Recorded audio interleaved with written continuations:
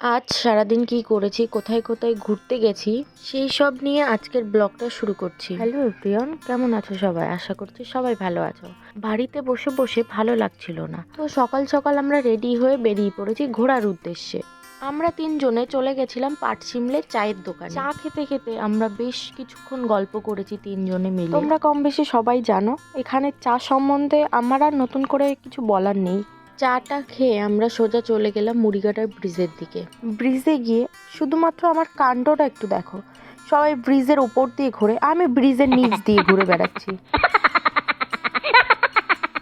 তারপর শেষমেশ ব্রিজের উপরে উঠে কিছু ছবি তুলেছি, কিছু ভিডিও নিয়েছি। এই টাইমটাতে এতই রোদ্দুর ছিল, মনেই হচ্ছিল না যে শীতকাল।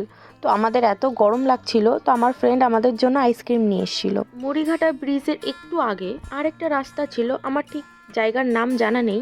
সেখানের ভিউটা এত সুন্দর, তোমরাই দেখো। দুপাশে নদী, মাঝখান দিয়ে রাস্তা, রাস্তার দু সাইড দিয়ে সারি সারিভাবে গাছ।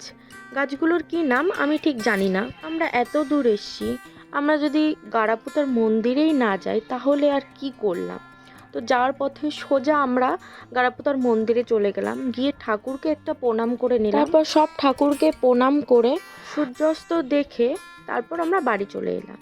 ভিডিওটা কেমন লাগলো অবশ্যই জানিও। আবার দেখা হবে পরের কোনো ভিডিওতে। টাটা।